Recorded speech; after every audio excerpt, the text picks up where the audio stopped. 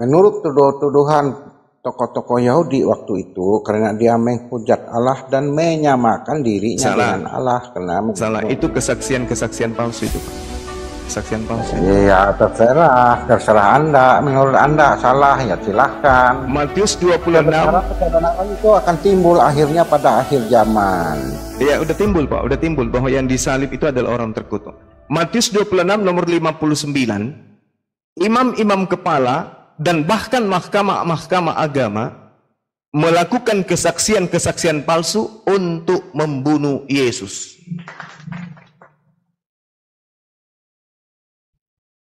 Matius 27 nomor 18, Pilatus sang gubernur mengetahui dengan pasti bahwa mereka imam kepala mahkamah agama, orang Yahudi, ahli Taurat dan orang Farisi dengki kepada Yesus. Itu jelas, Pak. Yohanes 11 nomor 45 sampai nomor 53 jelas nubuat yang dibuat-buat dan dikarang-karang oleh Kayafas tahun itu bahwa lebih baik Yesus mati daripada tempat suci dan bangsa mereka, bangsa Israel itu dirampas oleh Roma. Maka mereka bersepakat untuk membunuh Yesus supaya orang Roma tidak merampas kota Yerusalem.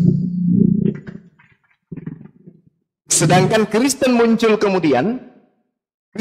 belakangan, ratusan tahun setelah kejadian, mengatakan bahwa Yesuslah yang mati untuk menebus dosa orang Roma dan Yunani.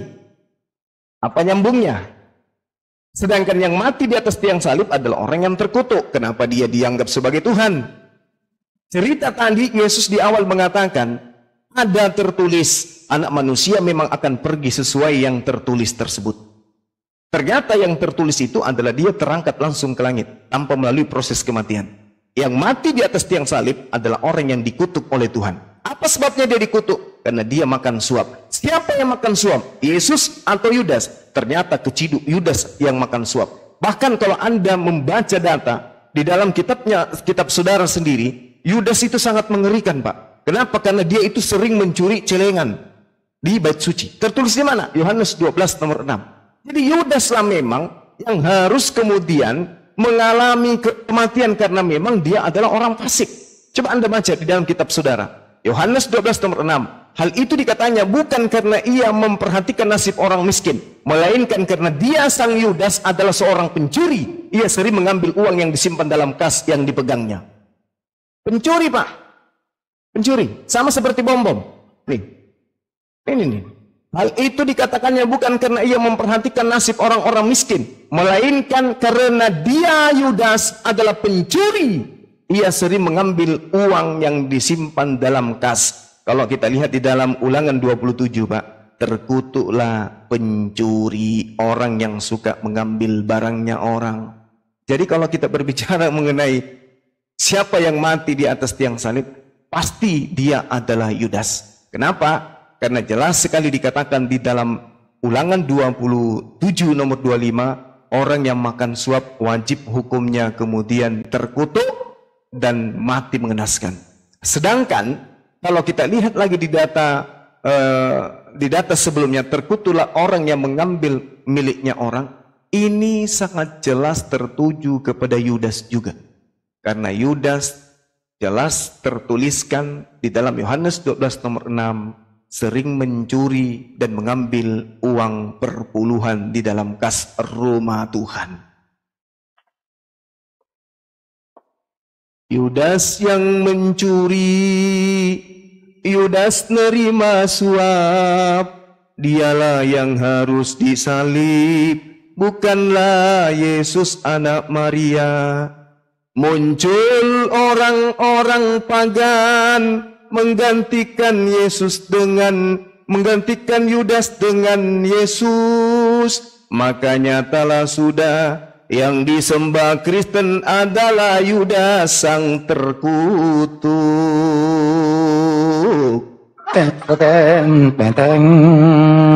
Itu dalil, Pak ya, dalil. Kita tidak mengada-ngada. Ini hanya sekedar obat untuk mencerdaskan otaknya Pak Bom-Bom, supaya Pak Bom-Bom itu tidak besar mulut, mengatakan dirinya sebagai anak-anak Tuhan, padahal dia adalah penyembah manusia terkutuk yang mati di atas tiang salib.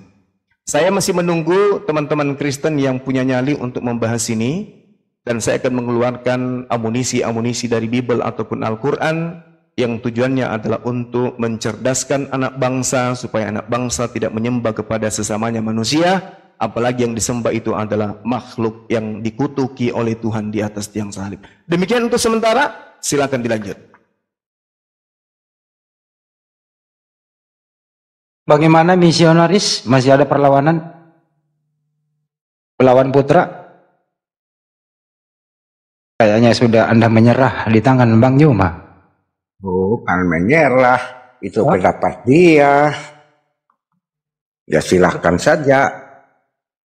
Karena Yesus adalah hakim yang adil pada akhir zaman. Bukan itu yang dibahas tadi, Pak. Dan bangkit pada hari yang ketiga. Bukan itu yang dibahas tadi, mengenai yang disalib, Bapak. Iya, Yesus kan tetap disalib. Jadi Yesus yang disalib, Bapak. Nah, Iya benar, Belawan ini jujur loh, ini Belawan jujur, jangan pindahin topik. Menurut Belawan, dengerin dulu, ini misionaris mau ditanya. Iya, silakan. Dengerin dulu berdua. Atas penjelasan tadi, atas ulasan tadi, masihkah Anda berdua ini yakin kalau Yesus yang disalib? A yakin, B tidak. Silakan. Saya yakin. Belawan sudah nggak yakin. Belawan sudah menyerah, Bang Juma, tinggal satu. Pak Jaya. Saya yakin. Baik. Silakan. Percayakah kalau ungkapan saudara Jaya ini bahwa Yesus itu adil? Percaya nggak? Yes, pada akhir zaman sebagai hakim yang adil itu dia akan. Oke, baik. Kalau Anda percaya bahwa Yesus itu akan datang sebagai hakim yang adil, di dalam Yohanes 12 memang terekam dengan sangat jelas di data nomor 42 ya, kalau saya tidak hilap. Sorry, 48 apa 42? Tolong saya lupa. Oke, 48. Yohanes 12:48. Ya. Barang siapa menolak aku dan tidak menerima perkataanku, dia sudah ada hakimnya, yaitu firman yang telah kukatakan. Itulah yang akan menjadi hakimnya pada akhir zaman. Kenapa Yesus datang untuk yang kedua kalinya? Justru karena Yesus dianggap Tuhan. Justru dia datang karena adanya orang yang menyembah manusia terkutuk di atas tiang salib yang disangka dirinya.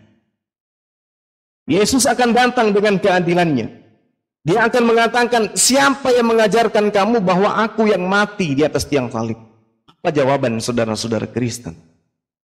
Saudara Kristen yang mengatakan itu adalah Lukas. Ya sudah, kalau begitu percayalah kepada Lukas. Pengikutku tidak akan percaya kepada orang lain. Yang dipercaya pengikutku adalah aku. Yohanes 3 nomor 16. Begitu besar kasih Tuhan akan dunia ini. Barang siapa yang percaya kepada Yesus, berarti yang harus dipercaya ini adalah Yesus.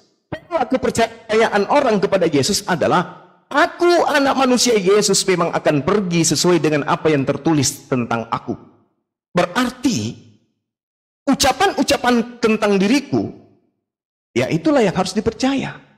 Bahwa Bapa yang mengasihi aku. Ketika Bapa mengasihi aku, maka aku tidak mungkin terkutuk. Aku tidak mungkin dikutuk oleh Tuhan, oleh Bapa. Aku tidak mungkin kemudian dicap orang yang mati secara fasik di atas tiang salib. Tidak mungkin, karena Bapa mengasihi aku. Kalau Bapa mengasihi aku, maka Bapa akan menyelamatkan aku dari pembunuhan. Mazmur 91 kan? Tadi kita sudah bungkus sama-sama. Nah, kalau Anda percaya Yesus itu akan datang menghakimi, yang menjadi bahan penghakiman Yesus adalah perkataan-perkataannya ketika dia datang kepada Bani Israel. Bukan perkataan-perkataan penulis Yohanes, pengarang surah-surah Paulus, kemudian Lukas, Markus, Matius, bukan. Tapi yang menjadi tolak ukur keselamatan penghakiman Yesus adalah firman yang Yesus terima dari Tuhan. Yohanes 17:8, segala firman yang engkau berikan kepadaku telah aku sampaikan kepada mereka. Barang siapa yang mengasihi aku, dia akan menerima firmanku. Sebab firman yang kau dengar daripada aku itu bukan daripada aku, melainkan dari Tuhan yang mengutus aku. Berarti yang menjadi pola penghakiman Yesus di akhir zaman bukan ajaran Kristen, tetapi ajaran Yesus yang Yesus ucapkan di tengah-tengah Bani Israel selama 3 tahun. Berarti bukan ucapan-ucapan Lukas, bukan ucapan-ucapan Paulus, bukan ucapan-ucapan Markus, dan seterusnya. Tetapi adalah ucapan Yesus itu sendiri. Contoh, Yesus mengatakan, "Wahai Maria, jangan kau sentuh aku, tetapi pergilah kepada saudara-saudaraku. Katakan kepada mereka, aku pergi kepada Tuhanku dan Tuhanmu, kepada Bapakku dan Bapakmu." Berarti Yesus adalah orang yang bertuhan. Yesus berkata di dalam Yohanes 10 nomor 27, "Aku mengenal pengikutku, aku mengenal muridku, muridku mengenal aku. Mereka mendengarkan aku dan mengikuti aku. Ketika aku menyembah satu Tuhan, maka muridku menyembah satu Tuhan. Ketika kemudian aku sujud dalam menyembah, maka muridku wajib hukumnya sujud dalam menyembah. Ketika aku sunat, maka pengikutku wajib mengikuti aku sunat. Ketika aku puasa, maka pengikutku wajib kemudian mereka puasa. Ketika aku ibadah sabat, maka wajib hukumnya pengikutku ibadah sabat. Ketika aku masuk ke dalam sinagoge, mencuci tangan, membasuh muka, membasuh kaki, maka pengikutku pun harus melakukan hal yang sama. Kalau tidak, mereka semua adalah pembuat kejahatan. Enyahlah daripadaku, kalian semua adalah pengikutnya Pak Bom-Bom." Demikian. Silakan. Penghakiman Yesus pasti adil. Tidak mungkin. Aku mau tanya. Silakan. Kata Yesus kepada Maria tadi, Iya. jangan sentuh aku, Iya. karena aku belum sampai kepada Bapa. Itu tertulis di mana? Bukan begitu, Pak. Bukan begitu. Ya. Ya. Bukan karena aku belum pergi kepada, maksudnya apa tadi? Ya. Apa yang Bapak katakan? 17 juga. Aku bilang tadi kan kata Yesus kepada Maria, jangan sentuh aku. Iya. Tertulis di mana itu? Yohanes 20 ayat 15, 17. Yohanes 20. Yohanes 20. Iya, silakan Anda baca. 15 sampai 20 ayat 17. 31. Ya. Silakan. Maksud di sini setelah kebangkitan Yesus kan berarti dia mati. Tidak ada Kalau bangkit, Bapak Pak. percaya ini berarti Anda kan harus percaya kematiannya. Oke. Ini berat. Sebenarnya sesi ketiga itu, sebenarnya sesi ketiga itu adalah pertanyaan yang akan muncul nanti. Tapi harus dari pihak Kristen itu harus menguasai Bible, materi itu. Kapan Yesus terangkat? Kapan Yesus terangkat? Matius 23 nomor 39. Dan aku berkata kepadamu, mulai sekarang kamu tidak akan melihat aku lagi, hingga kamu berkata, diberkatilah dia yang datang dalam nama Tuhan. Lukas 22:69. Mulai sekarang anak manusia sudah duduk di sebelah kanan Tuhan yang Maha Kuasa. Yohanes 16 nomor 5. Tetapi sekarang aku pergi kepada dia yang telah mengutus aku, dan tiada seorang pun di antara kamu yang bertanya kepadaku, kemana engkau pergi? Yohanes 16 nomor 10.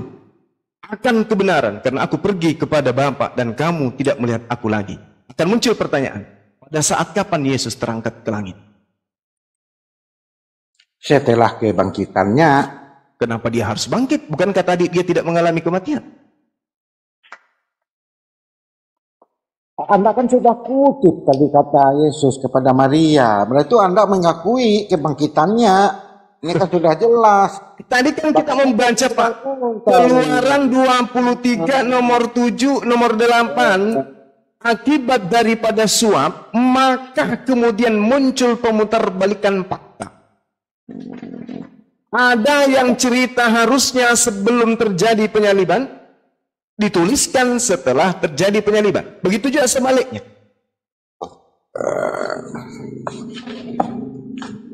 Bapak kena sendiri. Kenapa kena Tadi sendiri? Bapak kan tidak mengakui Yesus mati. Tetapi Bapak kutip lagi. Nah, ini justru derita Bapak ini. Yesus kepada Maria. Ini Kata Yesus derita kepada Maria, Bapak ini. Setelah kematiannya dia bangkit. Oke. itu. Sekarang begini, Pak. Kalau Anda menjadikan itu alasan dia bangkit, pertanyaan saya, dia ini Yesus bangkit dari pingsan atau bangkit dari kematian? Bangkit dari kematian. Menurut bahasa manusia dia itu mati karena sudah 3 hari. Oke. Itu bahasa manusia. Kalau yang sebenarnya kita sama-sama tidak tahu apakah pingsan kah, apakah mati suri kah, apa. Yang jelas mati. Kalau mau jadi tolak ukurnya, kalau mau menjadikan tolak ukur dia mati atau pingsan, lihat di dalam Lukas 11 nomor 29. Kata Yesus, angkatan ini adalah angkatan yang jahat. Mereka menghendaki suatu tanda, tetapi kepada mereka tidak akan diberikan tanda selain tanda Yunus. Bagaimana dengan tanda Yunus, Pak? Apakah dia mati di dalam perut ikan atau hidup? Tidak mati. Tapi hidup.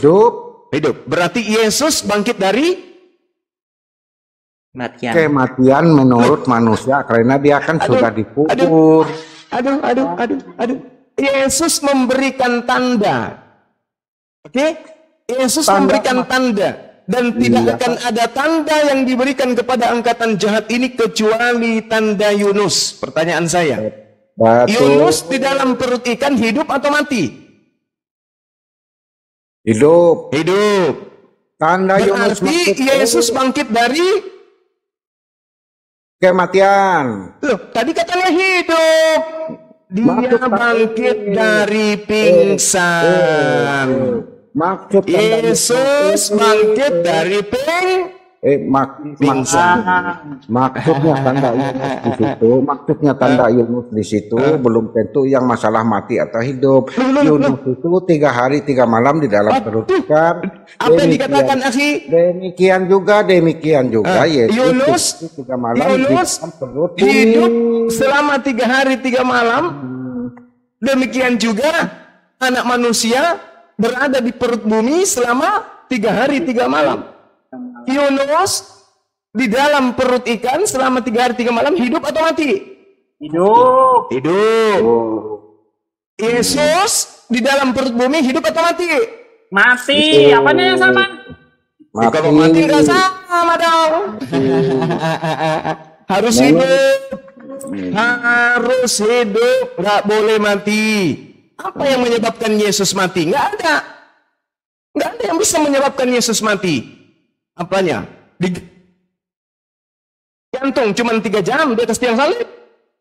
Nggak mati dia. Ditusuk. Apalagi ditusuk lambungnya ditusuk. Ditusuk lambungnya. Banyak orang dihantam kakinya parang, terbelah, putus paha, tidak mati. Apalagi kalau cuma ditusuk kayak gitu. Apalagi itu kan masuk di dalam goa, disimpan di dalam goanya pintunya ditutup, di dalam ada udara, nggak mati.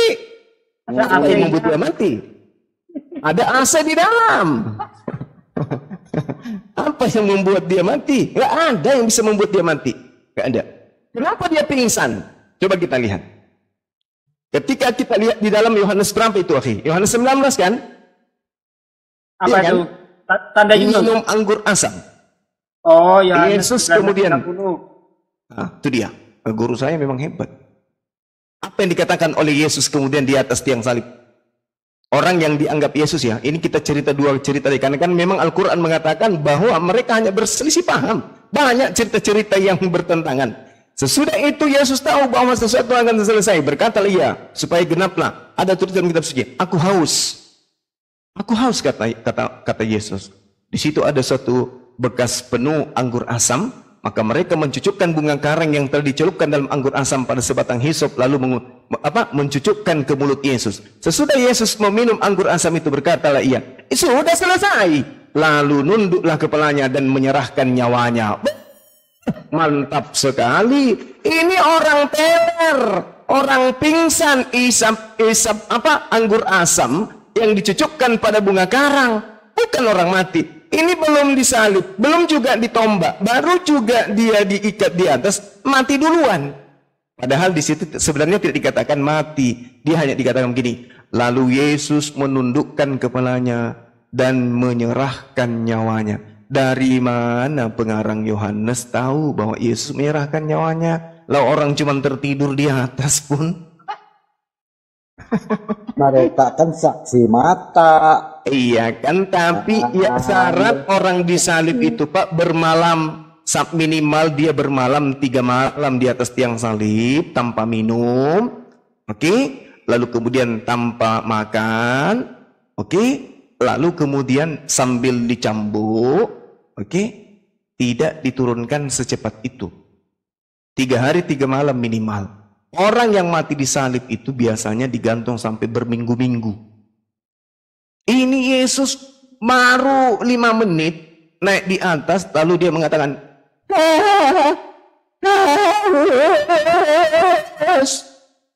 lalu dikasih air minum, dikasih anggur, begitu dikasih, lalu penulis Yohanes mengatakan, sesudah Yesus meminum anggur asam itu, berkatalah Yesus, sudah selesai. Lalu ia menundukkan kepalanya dan menyerahkan nyawanya. Ini cerita apa ini, Pak? Jadi dia hanya pingsan. Menurut cerita ini. Yang betul. Oh, nggak bisa, Pak. Nggak bisa. Ini pengarang Yohanes, coba Pak ya.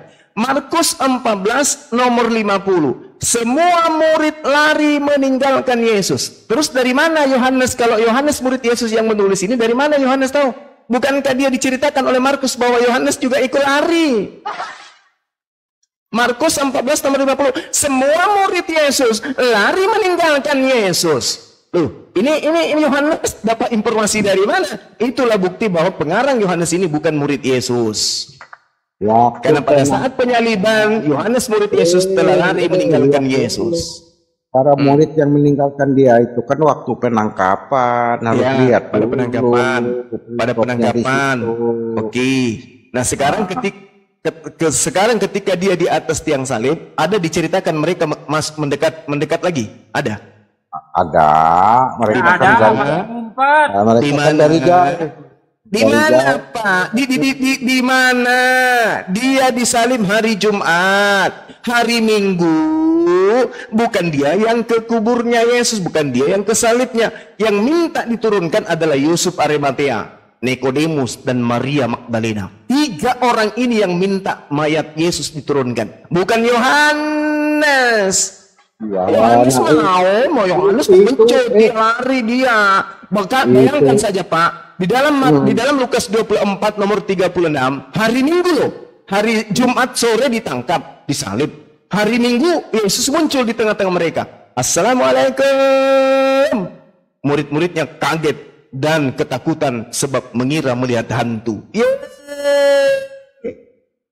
Bukan dia yang datang ke kuburan, Yesus yang pergi ke tempat persembunyian mereka. Ya Dendi. Oh, hantu. Mereka ketakutan karena mengira melihat hantu. Padahal yang dia lihat itu Pak Bom pakai celana dalam saja, nggak pakai baju, Pak. Waktu itu. Sorry, bercanda. Bercanda ya. Lanjut. Jadi nggak ada itu, Pak. Nggak ada. Nah, seperti yang Bapak bacakan tadi, berarti sangat jelas Yesus itu disalib, ya diturunkan oleh orang Arimatea tadi. Masa kok Bapak yang disalib ini adalah orang yang makan suap tadi, Pak? Kok Yesus lagi sih? Mana mungkin orang Arimatea itu mau? Yudas, Pak. Tadi kan udah selesai sesi itu Yudas, Pak. Ini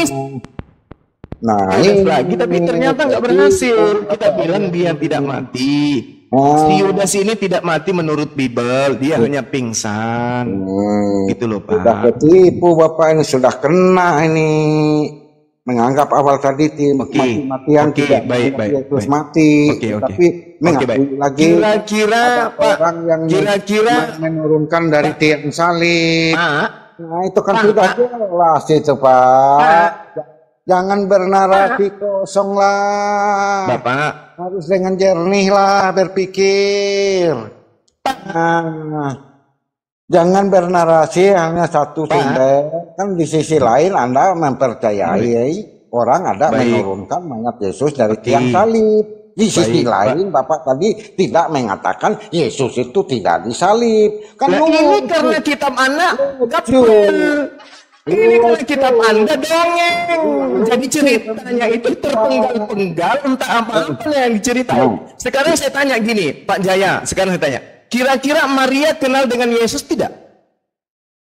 Maria yang mana? Maria ya, dua-duanya, entah itu Maria mamanya atau Maria istrinya, bagaimana salah satunya pilih? Nah, mana ada Yesus ada beristrikan Maria, tidak ada di sorry, anggap saja tidak. Ya, oke. Maria yang mana yang Anda mau? Maria Magdalena kah?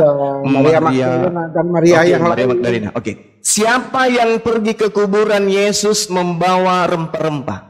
Maria siapa?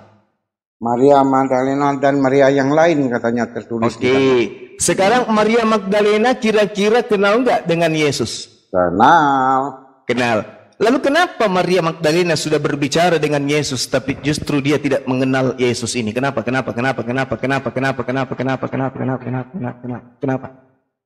dia Pak? tidak mengenal Yesus? Yohanes 20 ayat 11 baca.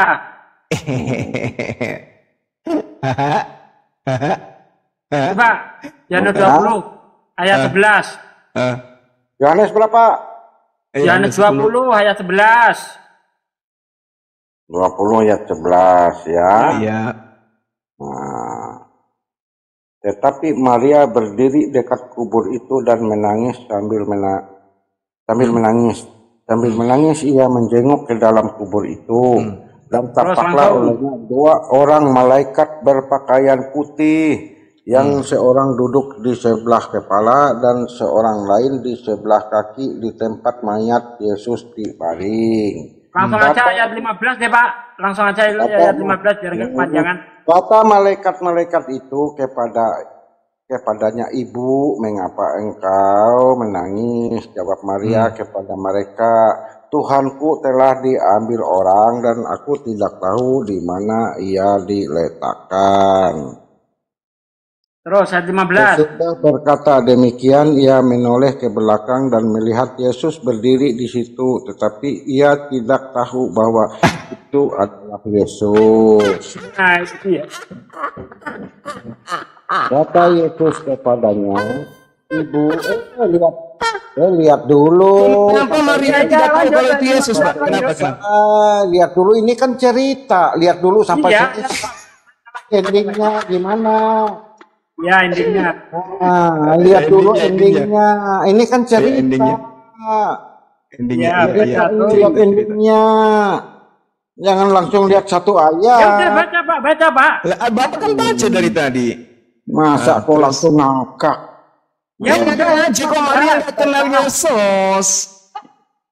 Jangan-jangan yang dilihat oleh Maria ini Pak Bom. Lanjut Pak, lanjut. Kata Yesus kepadanya, "Ibu, mengapa engkau menangis? Siapakah yang engkau cari?" Maria menyangka orang itu adalah penunggu taman, lalu berkata kepadanya, Penunggu taman. Maria sudah rabun nih. Maria sudah mulai pikun. Maria kena santet. Maria sudah berubah menjadi pararang. Yesus baru 3 hari sudah tidak dikenal. Apa rasionalnya itu Pak? 3 hari, Jumat, Sabtu, Minggu, Yesus mati, begitu bangkit dari kematian langsung jadi tukang kebun. Lucu. Mau dijelaskan? Mau dijelaskan? Ya, coba Bapak jelaskan bagaimana bisa Maria tidak mengenal Yesus. Menurut pikiran mereka sangat tidak mungkin Yesus itu bangkit. Kok tahu menurut pikiran Berarti Yesus tidak pernah mengajarkan bahwa aku akan bangkit. Mereka belum percaya, masih belum mengingat karena mereka belum dapat Roh Kudus. Harus Roh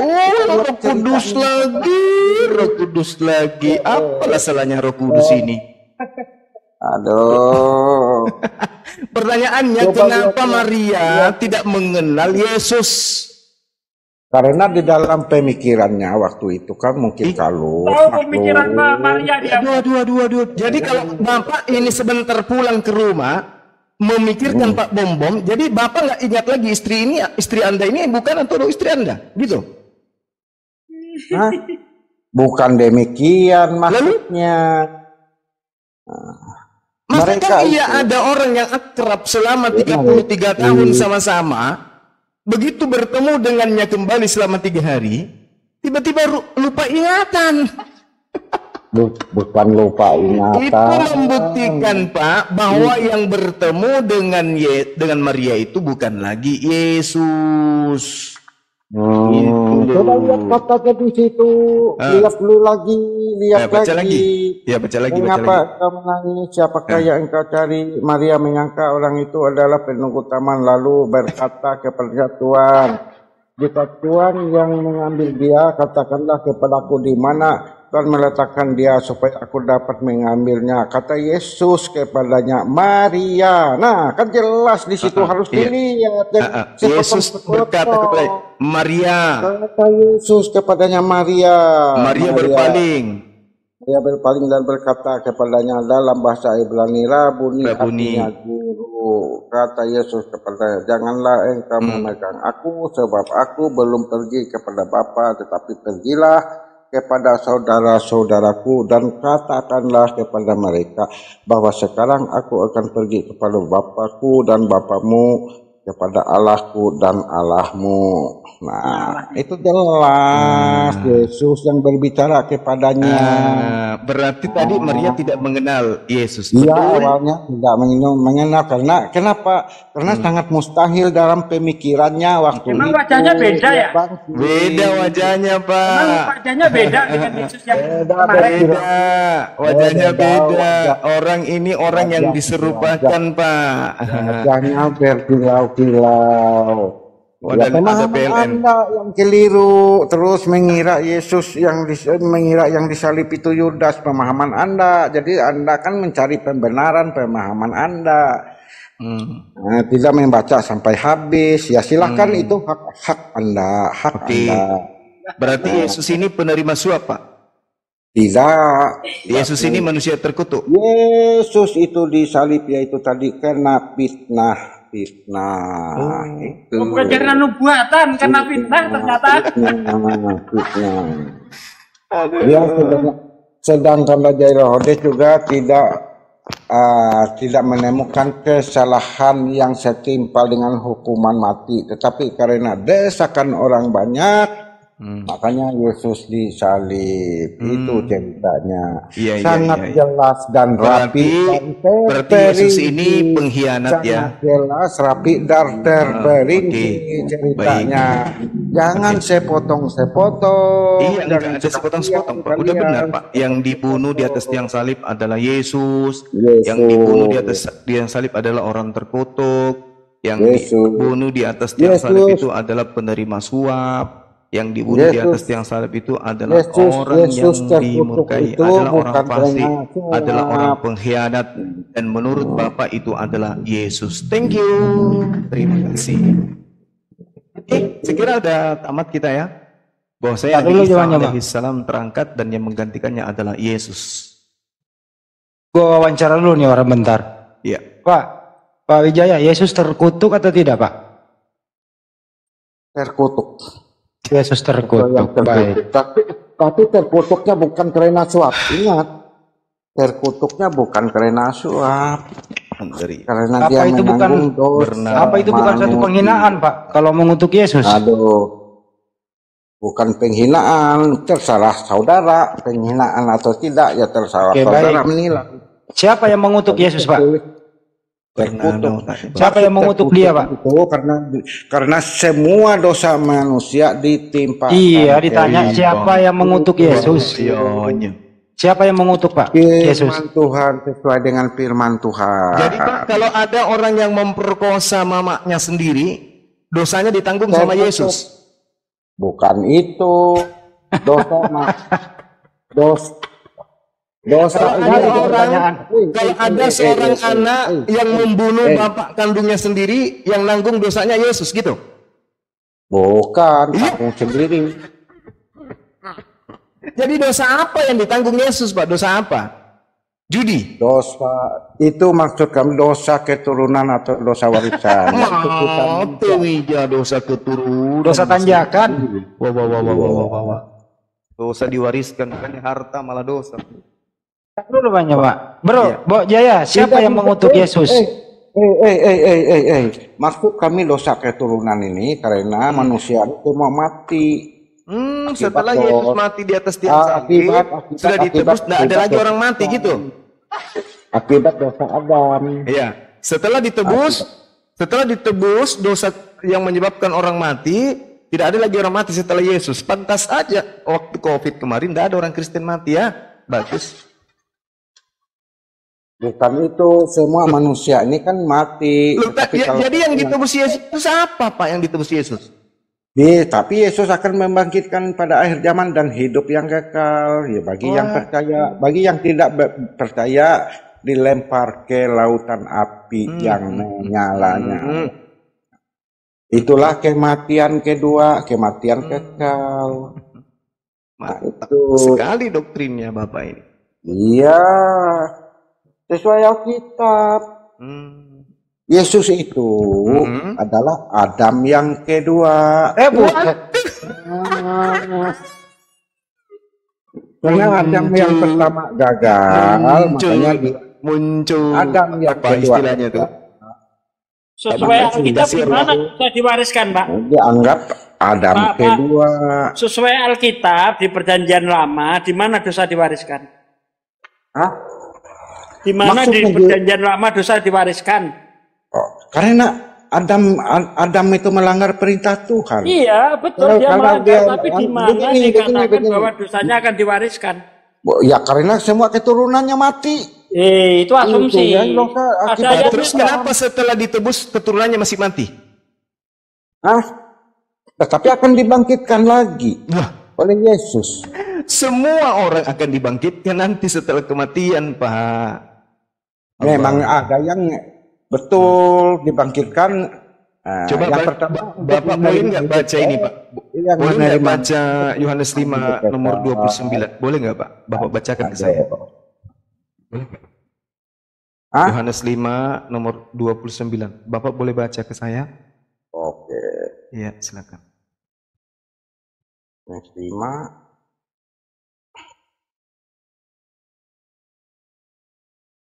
29 ya. Iya. Waduh. Kurang tadi. Dan mereka yang telah berbuat baik akan keluar dan bangkit untuk hidup yang kekal. Tetapi mereka telah berbuat jahat akan bangkit untuk dihukum. Ya ini. Itu terkaitan dengan perbuatan baik dan buruk kan? Lihat dulu perikopnya. Jangan Iya. ya. Perikopnya lagi. Iya. Nah ini panjang ini kan kesaksian Yesus tentang dirinya. Nah, bukannya yang berbuat jahat tadi sudah ditebus, Pak? Kenapa masih dihakimi?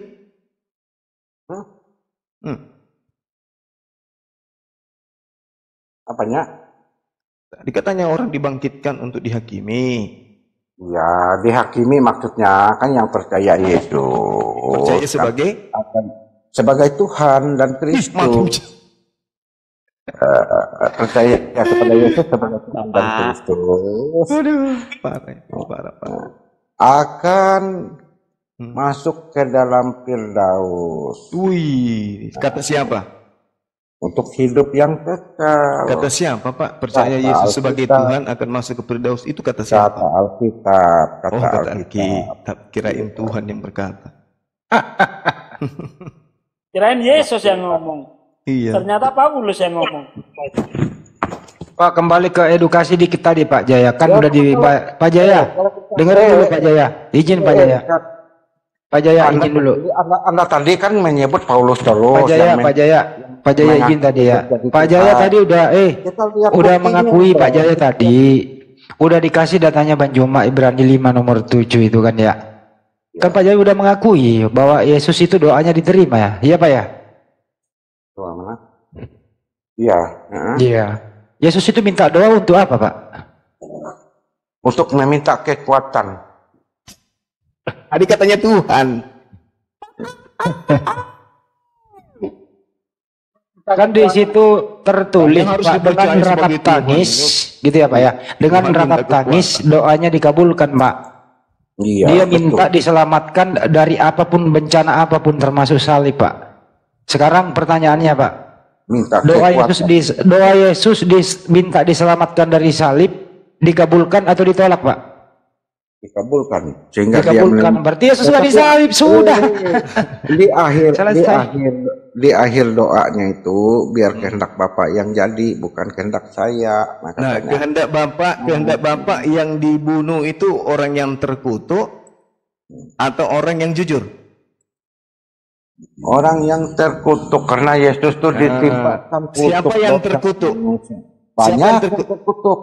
Siapa yang terkutuk? Antara Yudas dengan Yesus yang terkutuk siapa? Yudas. Berarti yang disalib adalah? Bukan Yudas. Al-Quran mengatakan apa? Al-Quran mengatakan apa tentang Bapak? Wa ikhwanuhum yamuddunahum fil ghayyi summa la yuqsirun. Dan teman-teman mereka orang-orang kafir itu adalah membantu setan-setan di dalam menyesatkan, dan mereka tak akan henti-hentinya menyesatkan. Itulah Bapak. Wa ya'buduna min dunillah ma la yanfa'uhum wa la yadurruhum wa kana al-kafiru 'ala rabbih zahira. Dan mereka menyembah selain daripada Tuhan apa yang tidak memberi manfaat kepada mereka, dan tidak pula mendatangkan bencana kepada mereka. Kenapa demikian? Karena yang mereka tuhankan adalah Yudas. Orang-orang kafir adalah penolong-penolong setan di dalam membuat durhaka kepada Tuhan pencipta langit dan bumi. Yang Anda tuhankan itu adalah Yudas, Pak. Tidak memberi manfaat apa-apa. Siapa yang mentuhankan Yudas? Lah, yang di atas tiang salib itu kan yang Anda, saya tanya dulu. Yang mati di atas tiang salib itu yang Anda tuhankan, bukan? Iya, betul. Berarti dia adalah manusia terkutuk atau tidak?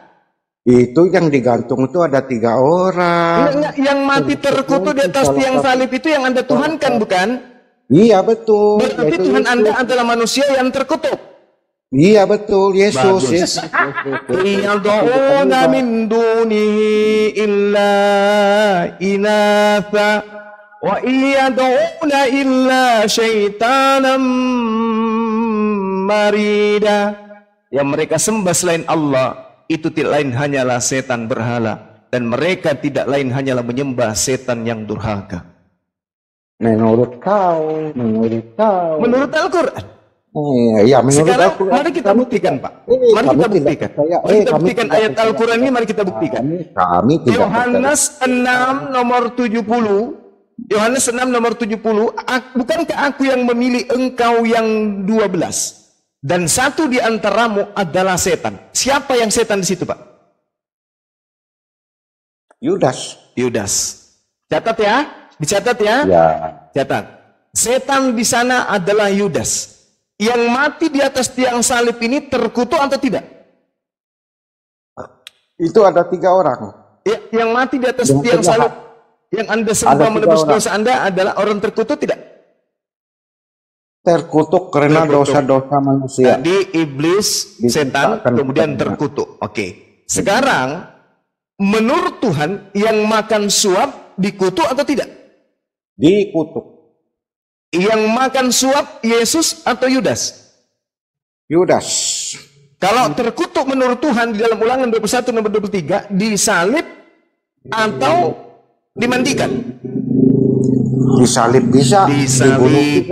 Berarti Al-Quran tidak salah. Yang disalib adalah yang Anda sembah, dan yang disalib adalah orang yang makan suap, dan yang disalib adalah yang terkutuk. Berarti yang Anda sembah adalah setan. Iyad'una min dunihi illa inatha wa iyad'una illa syaitanan marida. Kenapa setan? Karena Yudas adalah setan.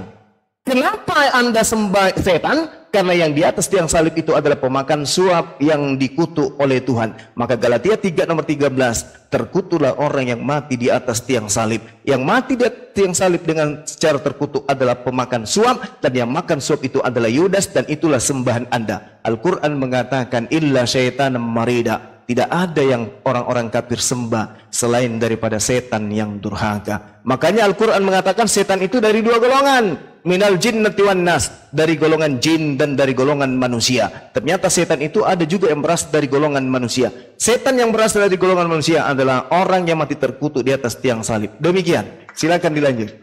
Masya Allah. Menurut kamu memutar balikkan. Tuhan yang mengatakan, kok saya yang muter balik? Tuhan yang mengatakan Ulangan 21 nomor 30, 23. Terkutuk orang yang dihukum Tuhan di atas tiang salib karena makan suap. Ulangan 27 nomor 25. Terkutuklah orang yang makan suap untuk menyerahkan orang yang tidak berdosa. Ya Yudas. Paulus datang, Galatia 3 nomor 13, terkutuklah orang yang mati di atas tiang salib. Siapa yang disalib? Yesus. Kenapa dia terkutuk? Tapi Kristen menyembah siapa? Menyembah orang yang di atas tiang salib. Tapi Bagaimana indikasi orang yang disalib? Dia pemakan suap, dia pengkhianat, dia menyerahkan orang yang tidak berdosa. Siapa dia? Yudas. Al-Quran mengatakan illa syaitanam marida. Tidak ada sembahan mereka kecuali hanyalah menyembah setan yang durhaka. Setan. Yudas apa? Yesus mengatakan Yudas adalah setan. Durhaka karena makan suap dan menyerahkan orang yang tidak berdosa untuk dibunuh. Maka dia dibunuh. Amsal 21 nomor 18. Pengkhianat dipakai tebusan untuk orang yang jujur. Yesus jujur, Yudas pengkhianat. Berarti yang disalib adalah pengkhianat dan dia adalah pemakan suap, orang terkutuk. Berarti yang Anda sembah adalah orang yang terkutuk. Kutuk hanya untuk setan, bukan untuk orang yang beriman. Silakan. Yesus disalib bukan karena makan suap. Nah, berarti bukan Yesus itu. Gantiannya namanya Pak, Yudas. Yesus disalib bukan karena makan suap. Tidak ada penyaliban bagi orang jujur, Pak. Nggak ada. Yang disalib itu adalah orang terkutuk dikarenakan makan suap. Mau Anda ganti namanya Pak Bom-Bom, mau Anda ganti namanya Erben, mau Anda ganti namanya PCD King, tetap saja oknumnya sama, yaitu orang terkutuk, pengkhianat, pemakan suap yang dikutuk oleh Tuhan. Dan Yesus mengatakan dia adalah setan. Hancur hancur koten. Kalau makan suap ya setan, tetapi Yesus tidak makan suap. Yesus tidak makan suap. Kalau Yesus tidak makan suap, berarti yang disalib bukan Yesus. Allahu Akbar. Coba diperjelas lagi deh, coba ini. Pak Jaya, Pak Jaya, Ya, yang terkutuk itu Yudas atau Yesus? Yudas terkutuk juga. Dua-duanya. Karena dia makan suap. Baik. Siapakah yang mengutuk Yesus? Coba Pak Jo, siapa yang mengutuk Yesus? Sesuai firman di kitab Keluaran tadi. Siapa itu yang mengutuk Yesus? Ya sesuai firman, siapa dikatakan di situ. Ya, Sudah siapa? dibacakan tadi. Kenapa dikutuk? Karena dia makan suap. Kalau Yesus makan suap tidak? Hah? Yesus makan suap tidak? Tidak. Berarti yang disalib adalah Yesus.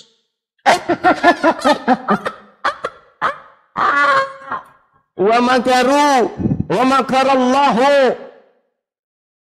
Mereka membuat makar, mereka membuat tipuan. Maka Allah membalas tipuan mereka. Sesungguhnya Allah adalah sebaik-baiknya pembalas tipu daya. Masya Allah. Siapa yang terkutuk? Yesus. Yudas. Siapa yang makan suap? Yudas. Siapa yang disalib? Yesus. Yukhadi'una Allah walladzina amanu wa ma yakhda'una illa anfusahum wa ma yash'urun. Sesungguhnya orang-orang kafir menipu Allah, ingin menipu Allah, ingin menipu orang-orang beriman. Sesungguhnya mereka hanya menipu diri mereka sendiri. Cobalah Pak, ayo kita renungkan itu. Masih ada sisa hari, 2 hari, 3 hari menjelang ajal. Cobalah Bapak renungkan. Apakah Bapak berada pada jalan yang benar? Saya berada di jalan yang lurus karena Yesus adalah jalan. Lurus Pak. Yakin Yesus Bapak jalan adalah jalan dan kebenaran. Siapa yang percaya? Kalau dia adalah jalan kebenaran dan hidup, oleh hidup yang kekal. Kalau Yesus adalah jalan kebenaran dan hidup, berarti Yesus ini orang yang benar. Betul? Betul. Oke, Keluaran 23 nomor 7, jangan engkau membunuh orang yang benar. Boleh nggak Yesus dibunuh? Orang yang tidak benar yang membunuh orang benar. Loh, perintahnya.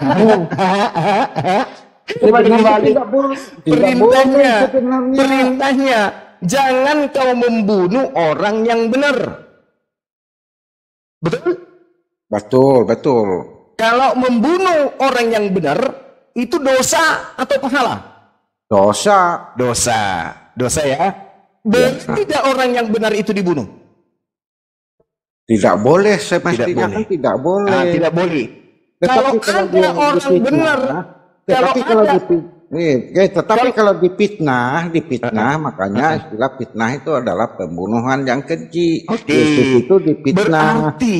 Berarti ketika kemudian Yesus difitnah untuk dibunuh di atas tiang salib, menurut Amsal 21 nomor 18, apa yang tertulis di sana, Pak? Bisa dibaca?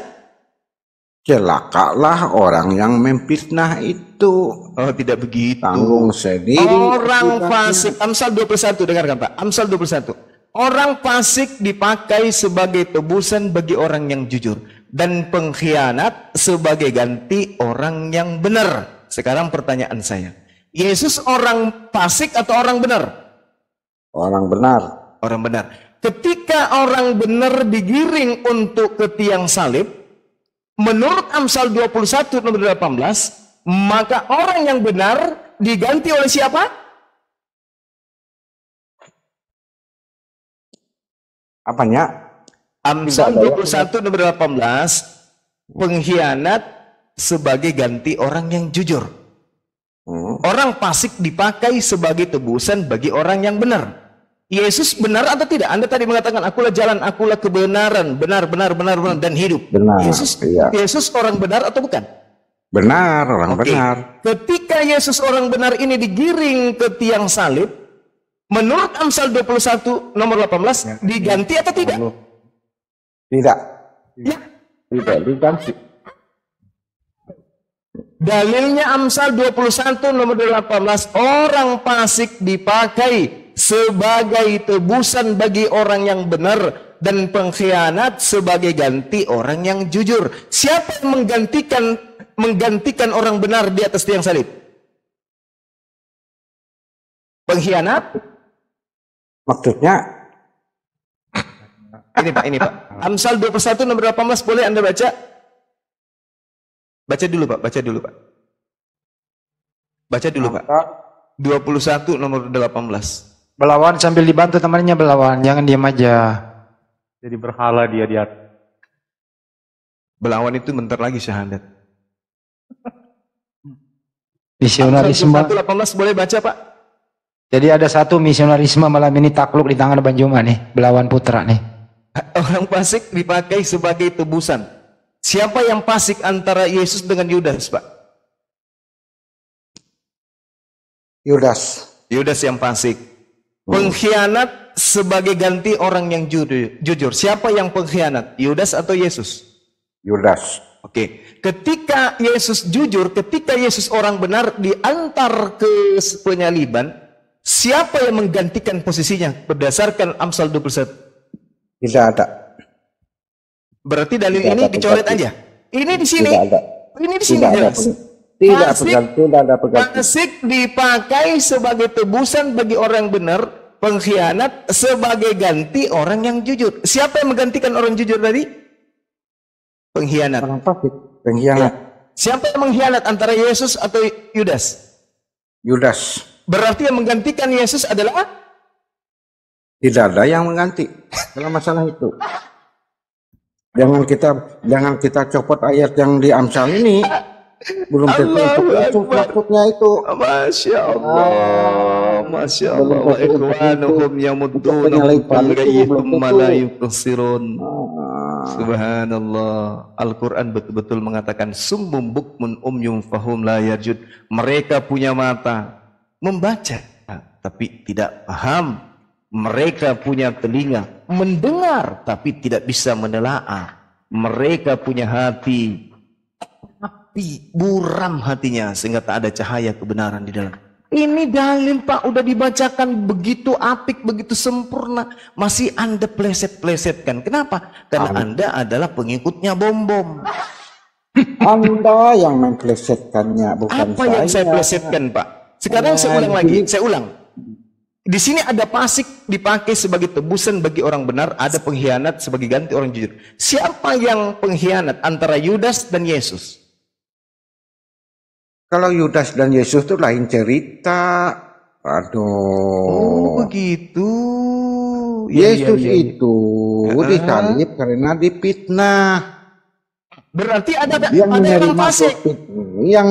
suap itu, adalah muridnya Yudas. Waduh, Berarti Yesus ini korban fitnah. iya, korban fitnah. Berarti Yesus ini orang benar.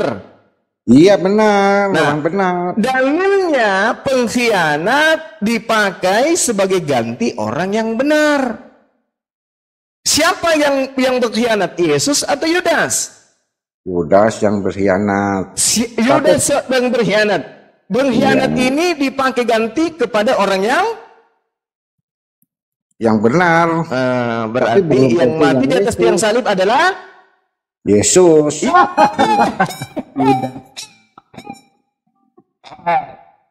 gimana susahnya nih anak muridmu bom.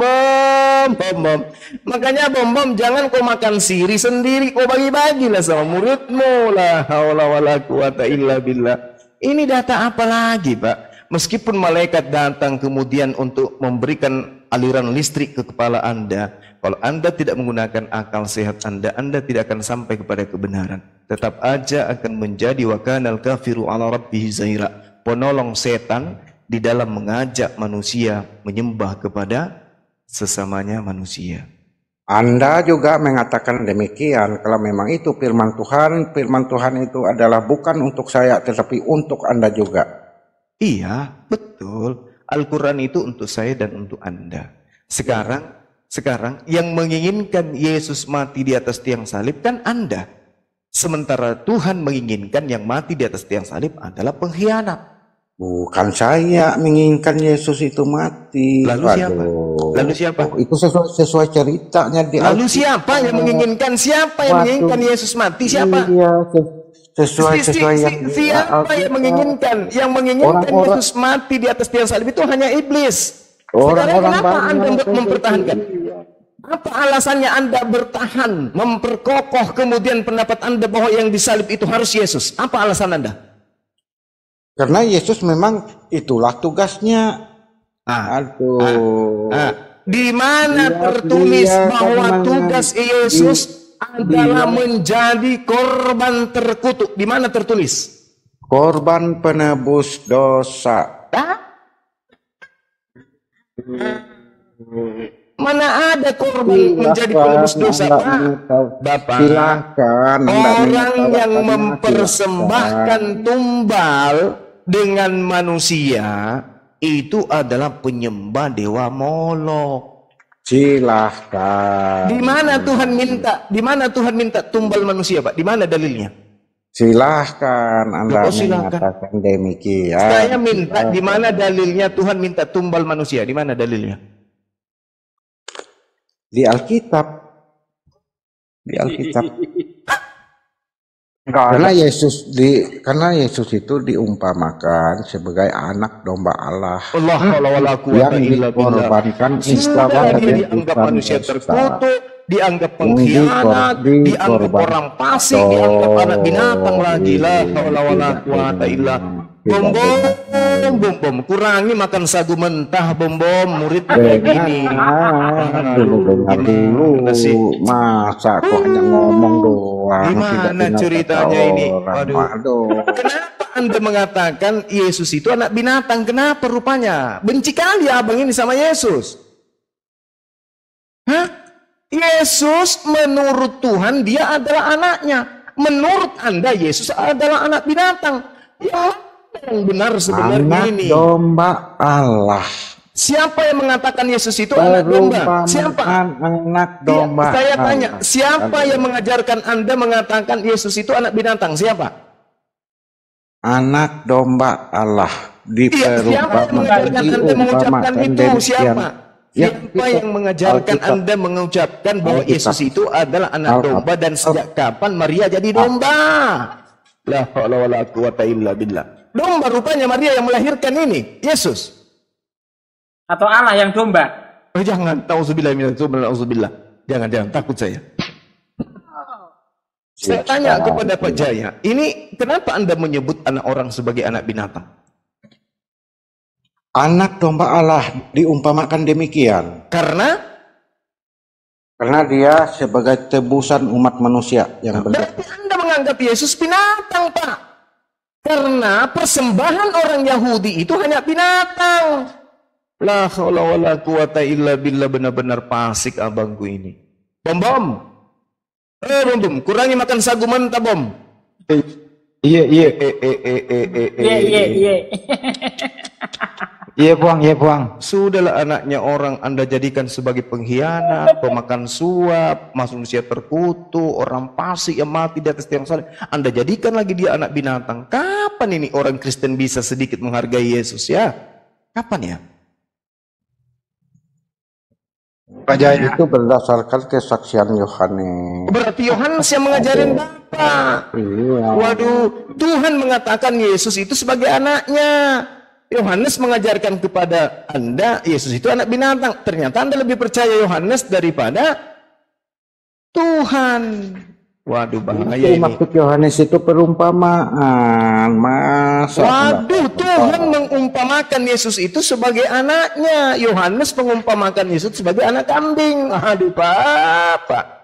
Astagfirullahaladzim, ya Allah ya Karim. Inilah akibatnya, Pak.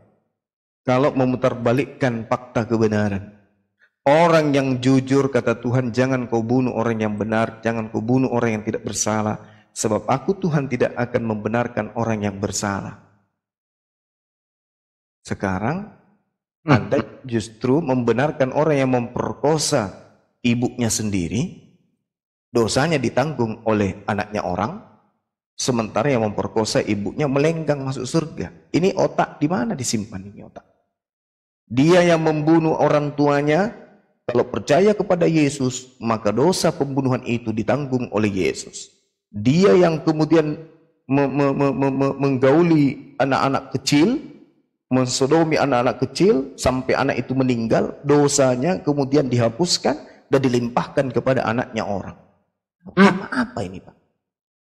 Orang yang korupsi kemudian dosanya dihapuskan karena dosanya sudah dilimpahkan kepada anaknya Maria. Dia melenggang masuk ke surga. Apa ini, Pak? Ini ajaran apa ini? Di dalam Ajaran enak. 1 Yohanes 2 nomor 1, anak-anakku, janganlah engkau melakukan dosa. Tetapi apabila engkau melakukan dosa, ada Yesus sebagai pendamai dosa kita. Bahkan bukan hanya dosa kita, tetapi dosa dunia. Aduh, Pak, mengerikan, Pak, mengerikan. Jadi ketika Pak Bom kemudian mensodomi anak tetangganya, dosanya Pak Bom itu diambil alih oleh Yesus. Pak Bom melenggang dengan titiknya yang kayak lombok biji itu masuk ke surga. Gimana ceritanya? Ajaran apa yang kayak begini, Pak? Tidak mungkin, Pak. Coba Anda lihat di dalam Yohanes 5 nomor 29 pengakuan Yesus. Bom akan dibangkitkan dari kematian dan akan dihakimi berdasarkan dosanya dan akan direbus di dalam neraka. Itu jelas itu. Tidak ada itu, Pak. Bahwa dosanya orang, dosanya bom dilimpahkan kepada orang Yahudi bernama Yesus, sehingga dia bisa nipu-nipu orang, ngambil perpuluhan kepada orang-orang yang tidak tahu Bible. Dikumpulkanlah itu orang, dikhotbahi dengan model rambut dipirang, mau pakai wig warna biru, muka mata kayak bola pingpong, kayak begitu, nipu-nipu orang, perpuluhan. Habis itu dosa-dosanya nipu orang, ditanggung sama Yesus anak Maria. Manalah mungkin, Pak. Yesus sendiri mengatakan bahwasanya dosa manusia ditanggung oleh manusia itu sendiri. Tidak ada kemudian orang menanggung dosanya orang. Tidak ada juga kemudian orang kita punya dosa, kita serahkan ke orang, tidak bisa. Ini loh, orang fasik dipakai tebusan, dikenakan karena dia fasik. Orang jujur yang diselamatkan. Ini terbalik. Harusnya Amsal ini dirubah. Orang fasik diselamatkan dan orang benar sebagai tebusan. Nah, ini baru cocok. Yesus baru cocok disalib kalau ini dalilnya begitu. Dan pengkhianat diselamatkan dan digantikan oleh orang yang jujur. Baru cocok kalau Yesus itu di situ. Tapi selama dalil ini tidak berubah, maka yang disalib itu wajib hukumnya bom. Yesus yang diselamatkan, Pak. Masa bom yang mencuri, Yesus yang masuk neraka, Yesus yang menanggung dosa.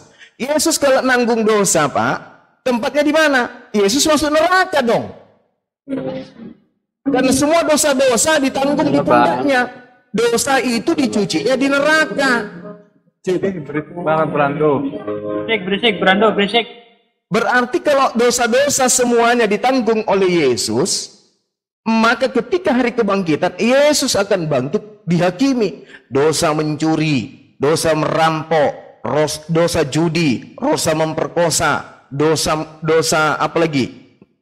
Makan uang haram dan seterusnya. Semua ditanggung sama Yesus. Kemana hendak dia pergi nanti ketika dia dihakimi? Ke surga? Nggak mungkin. Dosa-dosanya Pak Bom Bom ada semua di Yesus. Berarti Pak Bom Bom yang tadinya masuk ke neraka digantikan oleh Yesus. Yesus masuk ke neraka. Tapi karena Pak Bom Bom itu gemuk nggak bisa lari, maka Yesus panggil juga dengan memakai tangannya dia. Ditarik Yesus sama Bom Bom masuk sama-sama karena berat badannya dia, nggak bisa lari dari neraka. Nggak akan mungkin Pak, itu mustahil ajaran kayak begitu. Orang yang makan, yang kenyang, orang lain. Tidak mungkin. Tidak mungkin itu. Siapa yang melakukan, itulah yang menerima. Siapa yang kemudian bekerja, itu yang digaji. Tidak mungkin kemudian hanya datang nyanyi-nyanyi, bertepuk tangan untuk Tuhan. Tapak. Selesai. Halilintar. Udah kasih perpuluhan, pulang. Kayak gitu. Enggak lah Pak. Tidak mungkin. Yesus ketika ditanya di Matius 19, Guru, apa yang harus saya kerjakan supaya saya memperoleh hidup yang kekal? Apa kata Yesus? Lakukan semua perintah-perintah Tuhan. Perintah-perintah Bapa. Coba. Lakukan semua perintah-perintah Bapa. Kata Yesus. Jangan mencuri, jangan membunuh, jangan begini, jangan. Tapi apa Kristen? Mencurilah, merampoklah. Inilah, itulah. Nanti dosamu sudah ditebus semua sama Yesus. Parah. Yohanes 10 nomor 9, barang siapa yang berkata Yesus adalah Tuhan dan apa yang dikatakan itu diimani sepenuh hati, maka dia akan diselamatkan. Ya, Roma. Oke. Roma 10 nomor 9 dan nomor 10. Waduh, parah itu Pak. Dari apa ya? Saya rasa sesi kali ini kita tutup aja. Ini perenungan buat saudara saya Jaya, bahwasanya ternyata yang disalib itu adalah orang yang berkhianat, yang disalib itu adalah pemakan suap, yang disalib itu adalah orang yang fasik, orang yang salib itu adalah orang yang dikutuk oleh Tuhan. Dengan demikian, mustahil Yesus pengkhianat, mustahil Yesus orang fasik, mustahil Yesus terkutuk karena dia adalah orang benar. Kesimpulan akhirnya adalah apa yang diterangkan Al-Quran 100% mutlak, absolut, sahih, benar adanya. Demikian. Terima kasih kepada semuanya guru-guru saya yang ada di sini dan juga Laskar Api yang ada di bawah dan juga teman-teman yang ada di YouTube Zulkifli Mabas dan channel-channel yang berafiliasi dengan Komal Blokir Permanen. Semoga materi kita pada malam hari ini bisa kita jadikan sebagai edukasi terhadap diri kita dan juga kepada orang lain, termasuk kepada anak dan juga keturunan kita ke depan. Saya Zulkifli Mabas bersama dengan guru-guru saya di sini mohon diri untuk pamit sejenak. Salam satu Tuhan, salam tauhid. Jayalah Islamku, jayalah Indonesiaku. Allahu Akbar. Assalamualaikum warahmatullahi wabarakatuh. Waalaikumsalam. Waalaikumsalam warahmatullahi wabarakatuh. Assalamualaikum warahmatullahi wabarakatuh. Iya. Lihat WA. Baik. Ini diskusi teman-teman ya. Kalau bisa dipromokan itu di TikTok. Jadi teman-teman ini diskusi, ini bukan monolog. Jadi jangan ada yang sakit hati. Ini bukan area penistaan, tapi ini diskusi. Di sini ada Kristen, ada Muslim, gitu ya. Jadi jangan ada yang sakit hati. Silakan Pak Jaya, masih ada disampaikan? Tidak ada yang sakit hati. Itu menurut pemahaman dan penafsiran masing-masing, silakan. Iman Kristen ya begitu. Kami percaya bahwa yang disalib itu adalah Yesus. Tapi Yesus bukan terkutuk karena menerima suap. Itu yang perlu digarisbawahi. Mantap. Pak Jaya udah pernah membaca Galatia 3 nomor 13 Pak? Ya terkutuklah orang yang bergantung di salib itu kah? Iya, siapa itu yang terkutuk? Karena ditimpakan segala kutuk. Tuhan dunia Andakah ini itu kepada- terkutuk? Hah? Tuhan Andakah itu yang terkutuk? Iya, iya. Siapa yang mengutuk Tuhan Anda? Hah? Tuhan yang lain. Jadi ada Tuhan mengutuk Tuhan gitu. Ah, karena segala dosa manusia ini ditimpakan. Ya itu tujuannya kepadanya, Pak. Itu tujuan ntar dulu. maksudnya yang terkutuk. Iya itu maksudnya. tujuannya. Apakah Pak Jaya percaya Tuhan mengutuk Tuhan? Ya percaya, bisa aja. Nah, karena Tuhan itu kan penguasa. Bukankah Tuhan sudah menjelaskan tidak boleh membunuh orang yang tidak bersalah? Iya, maksud Tuhan. Tetapi kan manusia beda. Jadi Yesus Yesus disalib. Yesus itu kan oleh manusia. Iya, jadi pembunuhan Masa Yesus, pendapat? dengerin Dia Pak kan Jaya, Pak difitnah. Jaya. Jadi pembunuhan Yesus di tiang salib melanggar perintah Tuhan. Melanggar, mereka itu melanggar. Kalau Baik. Yesus itu kan difitnah. Tapi Anda percaya pembunuhan itu? Percaya. Anda mengimani pembunuhan Iya itu? betul, mengimani. Jadi iman Anda berdiri di atas pelanggaran perintah Tuhan. Karena Tuhan itu bisa mengutuk, bisa mengubah kutuk jadi berkat. Baik. Nah, Pak itu Jaya, yang namanya lebih Tuhan. efisien mana Pak Jaya? Memang orang-orang Dengerin dulu Pak Jaya. orang-orang waktu itu memang menganggap Yesus itu memang betul-betul orang berdosa. Oke, orang Pak waktu Jaya. itu. Pak Jaya, Tetapi iman Lebih- Kristen tidak Pak demikian. Jaya, Pak Jaya, lebih efisien mana Pak? Menebus dosa itu dengan binatang atau dengan manusia? Efisien mana Pak? Apanya? Penebusan dosa mempersembahkan binatang atau manusia Pak? Itu kehendak Allah. Enggak, lebih efisien mana Pak? Pada awalnya kan binatang. Ya, terus kenapa Tapi itu kan diganti tiap Pak? tahun, tiap tahun tidak akan mungkin manusia ini mampu tiap tahun. Sudah tidak mampu lagi. Yahudi masih mampu Pak? Nah, mana? Yahudi itu mana ada sekarang itu? Masih sering dia Itu kan korban Pak? Berkorban-korban namanya masih Pak? korban itu harusnya ada tempatnya di bait Allah. Mereka masih belum mampu membangun bait Allahnya. Oh jadi Anda mengatakan demikian sudah diganti dengan darah manusia begitu ya? Iya, tulis ya. Aku mengimani sesuai yang tertulis. Menurut Pak Jaya, Entah kalau orang menganggapnya kok salah. Pak Jaya, Pak Jaya, menurut Anda siapa-siapa sih yang terlibat dalam pembunuhan Yesus? Banyak. Siapa aja Pak? Termasuk tokoh-tokoh agama pada waktu itu. Siapa lagi? Iya, orang Romawi karena waktu itu Israel itu dijajah. Terus siapa lagi? Banyak. Susah kita. Kalau hitung Yudas dan satu Iblis persatu. berfungsi nggak Pak? Yudas sama Iblis Berfungsi. berfungsi. Jadi Anda mengimani kelakuan mereka? Hah? Anda mengimani perbuatan mereka? Mengimani. Iman Anda berdiri di atas kekejaman kayak gitu Pak? Iya. Ya kejam mereka karena orang tidak mengenal kebenaran, ya kejam orang-orang waktu itu. Menurut Anda mereka ini pecundang atau pahlawan? Pecundang. Pecundang yang benar Pak.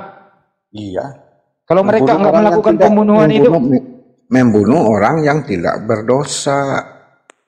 boleh nggak Bagaimana? boleh nggak bunuh orang yang tidak berdosa Pak? Membunuh orang tidak berdosa itu dosa. Dosa. Boleh atau tidak Pak? Ah, Boleh atau tidak Pak? tidak boleh sebenarnya, tapi kenyataannya boleh. Aturannya tidak boleh. Kenapa Pak Dewa Nanti- juga deh? Nah, ini apa? Aturannya terkait tidak dengan boleh, bagaimana kalau lah, kita ada gunakan larangan, ini? tapi kenyataannya bisa, ya kan?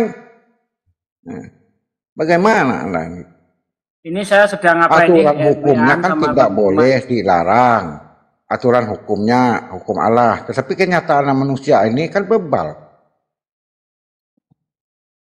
Baik Pak Dilarang Jaya. mencuri. Kan mencuri itu kan tidak boleh, tapi buktinya kan masih ada aja orang mencuri. Berarti bisa. Dosa nggak tuh Pak? Bisa dilakukan. Sekalipun Dosa nggak tuh Pak? Berdosa. Dosa. Jadi Mengambil Jadi- barang orang lain dosa, bukan miliknya Iya. sendiri, dosa. Mencuri, membunuh, dosa. Sudah ada hukumnya. tapi kenyataannya masih berlaku.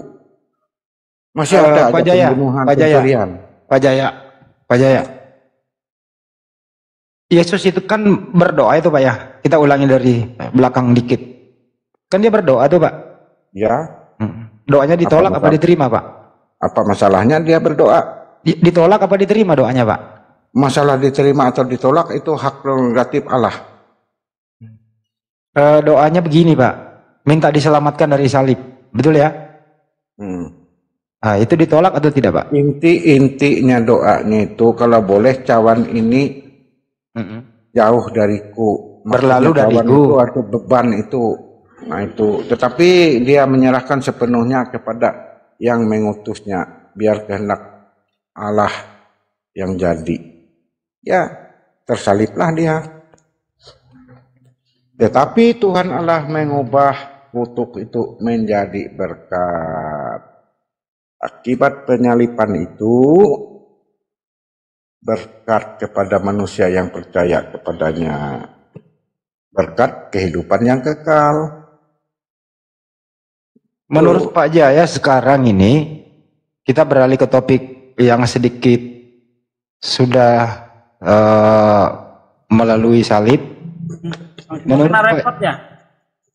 bisa jadi nanti masuk lagi. Menurut Pak Jaya, Tuhan Anda itu Yesus di surga itu masih berbentuk manusiakah?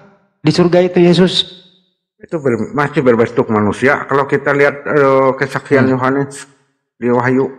iya, benar. Di Wahyu 19 nomor 7, Wahyu 19:16 ya Pak ya? Iya. Oke, masih pakai jubah ya Pak? Iya. Oke.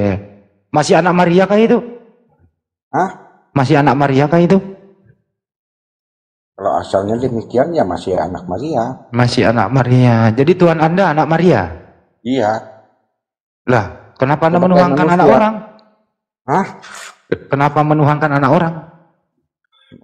Karena memang dia sudah dibuat Allah menjadi Tuhan dan Kristus. Baik, kalau Tuhannya Maria siapa Pak? Ya Yesus. Anaknya Maria? Anaknya secara biologis ya iya. Secara manusia. Jadi Tuhannya Maria, anak Maria gitu? Iya. Masuk akal atau tidak tuh Pak? Masuk. Masuk Tidak ada bareng yang tuh ya? tidak Masuk. Iya. Jadi anak Maria, Tuhan Maria? Iya. Ini kira-kira bisa dicerna nggak tuh Pak? Begini saja. Gimana? Seandainya saya ini kan Itu cuma dinaikin dong. ada Tadi anak Bapak. saya jadi presiden. Masa kotis saya tidak menghormati, tidak menyembahnya? Kalau dia kan mendapat jabatan presiden. Nah demikian juga Yesus. Oke, Bang Joma ya ada topik baru Bang Joma? Jangan ke Juma, kita saja. Oh iya udah. Bang Andi, ini ayo kita gunakan untuk galang donasi lagi nih. Masih kurang 90 juta tuh. Taruh dulu Pak Dek. Ya, jangan Jadi- bagi Juma. Jadi anak Maria, Tuhan Maria gitu ya? Iya, Iya, kenyataannya baik. demikian. Iya. Kenyataannya demikian. Jadi di surga itu ada anak Maria. Kalau Bapak itu di surga anak Maria juga, bukan? Bapak yang mana? Bapak itu tidak kelihatan roh. Iya, roh yang tidak kelihatan itu Tuhan juga. Tuhan. Jadi di surga ada, di surga itu ada berapa Tuhan? Satu, ya Yesus. Yang mana yang Tuhan? Yes, anak Maria atau yang bisa kelihatan itu yang patut disembah, dipuji, disembah. Jadi yang Bapak yang bisa roh ini, kelihatan oleh tar. manusia. Ada dua nih. Yang disembah itu anak Maria atau yang Bapak di surga? Bapa di surga di dalam nama Yesus. Ada berapa itu? Satu. Yang mana kalau satu? Karena Yesus atau Bapak? kepenuhan Allah itu semua ada pada Yesus. Bapak di surga itu kan Yohanes 1 Jaya. ayat 18. Pak Jaya, Baik. kan ada dua tuh Pak di Ya. surga. Ada Bapak, ada anaknya Maria, ada juga yang bukan anak Maria. Yang mana yang Tuhan? Ada apa maksudnya? Kan Yesus di surga anak Maria. Ada juga Bapak di surga. Ada dua. Di surga sana yang berkuasa itu Yesus. Karena Yesus. sudah diserahkan kepadanya segala kuasa di surga dan di bumi.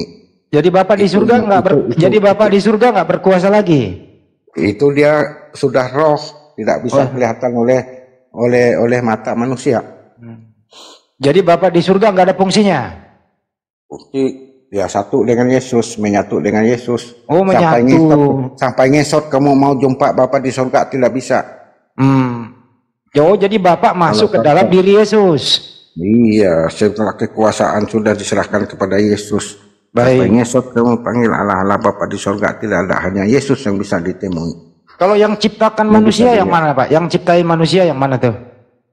Allah Bapa di surga melalui firman-Nya. Bukan Yesus. Yesus itu adalah manifestasi dari firman Allah. Jadi Yesus yang ciptain manusia.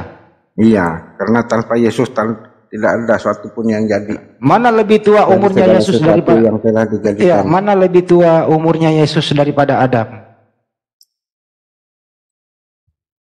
Kalau kealahannya tua Yesus, karena Yesus sebelum dunia dijadikan dia sudah ada. Mana lebih tua umurnya? Sebagai firman. Iya, baik. Dengerin. Mana lebih tua umurnya Yesus daripada Maria? Secara manusia atau secara kealahan? Terserah, secara Pak Bom juga boleh. Silakan. Kalau secara manusia ya tua Maria. Tua Maria. Secara orang gila? Secara orang waras atau tidak gimana, Pak? Nah, tidak tahu kok kalau secara orang gila, tanya aja orang gila. Atau secara orang terdoktrin lah gitu ya. Bukan terdoktrin. Kita kan memang terdoktrin dari Alkitab. Iya. Karena Yesus itu adalah firman Tuhan yang menjadi daging atau menjadi manusia. Atau gini Pak, secara akal sehat. Begini Pak, ada dua nih. Secara akal sehat, yang mana tua? Maria atau Yesus? Tua Maria lah. Iya. Secara iman. Oke, secara iman Anda yang mana lebih tua? Maria atau Yesus? Secara jasmani tua Maria. Secara rohani tua Yesus. Karena Yesus ada sebelum dunia dijadikan. Jadi anaknya Maria itu ada yang lebih tua dan ada yang lebih muda daripada Maria. Betul? Kata siapa? Yang mana? Ya menurut Anda kan barusan Pak. Menurut Anda barusan, rohnya Yesus kan, kalau rohnya Yesus lebih tua mana daripada rohnya Maria? Secara rohani Yesus itu ada sejak dunia dijadikan, tapi baru muncul 2000 tahun yang lalu melewati rahim Maria. Iya, jadi lebih tua rohnya Yesus daripada rohnya Maria. Jadi secara jasmani, yaitu baru dikenal 2000 tahun yang lalu. Jadi Yesus ini baru. Ya. Jadi Tuhan Anda ini baru. Iya. Bang Handi, ya. Kurang lebih 2000 tahun yang lalu baru dikenal. Jangan sampai Saudara Jaya ini, siapa? Buya Sakur yang bangkit. Bisa jadi. Coba dengar suaranya. Jangan diketawakan, kenyataannya memang demikian. Menurut Anda, tua siapa? Maria dan Yesus, menurut Anda? Tua Maria lah Pak, orang dia yang mengandung gimana sih? Nah ya itu secara jasmani, secara manusia. Secara di bumi. Emang ada acara lain Pak selain jasmani Pak? Bisa secara diukur. rohani bukan demikian, karena dia itu kan bukan dari hasil hubungan antara laki-laki dan perempuan. Yang mengendaki Maria mengandung siapa sih Pak? Allah, Tuhan Allah. Yang dikandung Maria siapa? Yesus. Yang mana yang Tuhan? Ya Yesus. Bunda Maria mengandung Tuhan. Iya betul. Apalagi? Bisa begitu ya Pak ya? Nggak bisa. Kalau Tuhan namanya Tuhan itu Maha Kuasa. Jadi ada Tuhan di surga, ada Tuhan dalam kandungan. Kalau Tuhan tidak mampu menampakkan dirinya, itu bukan Maha Kuasa namanya.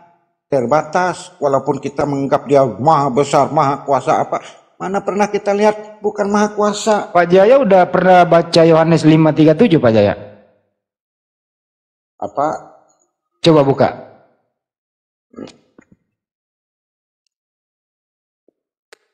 Yohanes 5:37. Iya. Bang Yoma bantuin aku dong. Bapa yang mengutus aku, dialah yang bersaksi tentang aku. Betul? Terus? Kamu tidak pernah mendengar suaranya, rupanya pun tidak pernah kamu lihat. Betul? Nah, apa yang kulihat tadi betul. Tuhannya Yesus. Gimana itu Pak? Yesus ngomong lo kayak gitu. Iya, Yohanes 1 kan ini sama dengan Yohanes 1 ayat 18. Coba kita lihat Yohanes 1 ayat 18. Enggak, menurut Yesus itu Tuhan itu punya rupa atau tidak? Oh, punya, kalau dia berkehendak, bagaimana bisa orang nyembah mengenal dia? Tapi menurut tadi barusan Anda baca loh. Coba baca lagi Pak, coba baca lagi. Baca yang mana? Yohanes 5:37 Pak. Nah, persamaan Yohanes 5:37 nih, Yohanes 1 ayat 18. Tidak seorang pun yang pernah melihat Allah, tetapi anak tunggal Allah yang ada di pangkuan Bapa, dialah yang menyatakannya. Ini maksudnya yang menyatakan kealahan, menyatakan Allah Bapa itu menurut data Yesus. menurut data itu Tuhan bisa dilihat atau tidak? Bisa. Tuhan itu Yesus hanya dia yang bisa menerangkan, menyatakan, menerangkan, memberikan pengertian. Ya, menyatakan tuh beda dengan memberitahukan. Menyatakan seperti kita akan surat pernyataan, berarti menyatakan diri kita sendiri. Sama dengan Yesus menyatakan Allah itu sendiri, karena Allah tidak bisa dilihat. Itu Pak, itu dari kalau Yesus memberitahukannya di situ. Pak Jaya. Itu dari kata Ibrani eksegesato, yang mengeksegesis atau yang menafsirkan. Gitu loh Pak, Anda ini korban terjemahan Anda ini. Di situ Yesus menafsirkan, hanya dia yang bisa menafsirkan Tuhan itu seperti apa. Makanya dia mengatakan Tuhan itu tidak bisa dilihat, Tuhan itu tidak bisa didengar suaranya. Kalau Anda lihat dalam Yohanes 16:25, di situ Yesus berkata semuanya ini aku katakan kepadamu dengan perumpamaan. Tetapi ada saatnya nanti aku akan berkata terus terang kepadamu, memberitakan tentang Bapa. Jadi semua itu perumpamaan yang disampaikan oleh Yesus itu mengenai Bapa itu. Gitu loh. Iya, kalau Yesus yang ngomong. Nah, memang Yesus yang ngomong. Kadang-kadang perumpamaan. Nah, kadang-kadang memang sebenarnya. Oh, enggak, kalau menceritakan Bapa enggak sebenarnya dia. Enggak terus terang, tapi dengan perumpamaan-perumpamaan. Begitu, Pak. Ya, perumpamaan apa yang dimaksudkan perumpamaannya? Mana perumpamaannya yang oleh Yesus tentang Bapa itu mana? Ya itu tadi Bapak roh, misalnya kan Allah itu roh, itu perumpamaan. Kalau memang betul roh, tidak roh itu kan tidak bisa dilihat. Nah ya itu memang artinya demikian. Allah itu tidak bisa dilihat. Tidak harus Tuhan itu menampakkan diri seperti yang Anda mau. Begitu loh. Lanjut Bang Andi. Bukan saya yang mau. Bukan saya yang mau. Tolong baca WA saya Pak, penting Pak. Yang maunya demikian loh tuh. Yang menampakkan diri itu bukan Ustaz Ali maju dulu, Ustaz ada atau kores lo Bang Joma, saya telepon dulu sama Pak Desugi penting. Silakan Bang Joma atau siapa? Bang Joma. Ya silakan. Ustaz Ali, Tedore. Iya. Ustaz Ali jaringannya merah. Telat, monitor udah jawab. Cek. Ada. Beres. Oh ya, ada Ustaz Alif. Gas, Ustaz. Baik, beres mah kalau kayak gini bukan makanannya, makanya kurang menarik. Jadi, benar ya, maksudnya Yesus yang menjelaskan tentang Bapa itu. Pak Jaya dilanjut juga tadi di Yohanes 5:37, tapi saya tertarik di 31 sebenarnya. Karena Yesus di situ bilang, kalau aku bersaksi tentang diriku, maka kesaksianku itu tidak benar. Nah, siapa di sini? Yang berkata demikian ini Tuhan atau bukan Tuhan, Pak Jaya?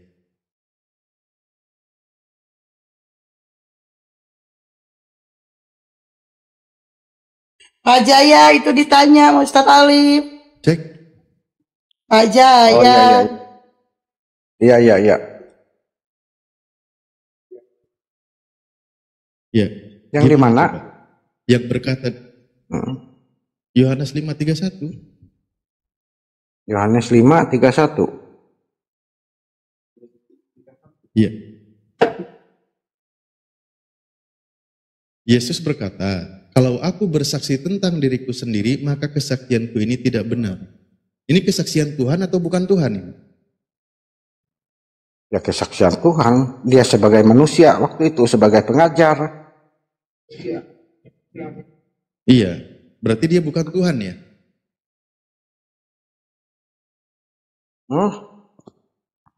Tuhan. Halo?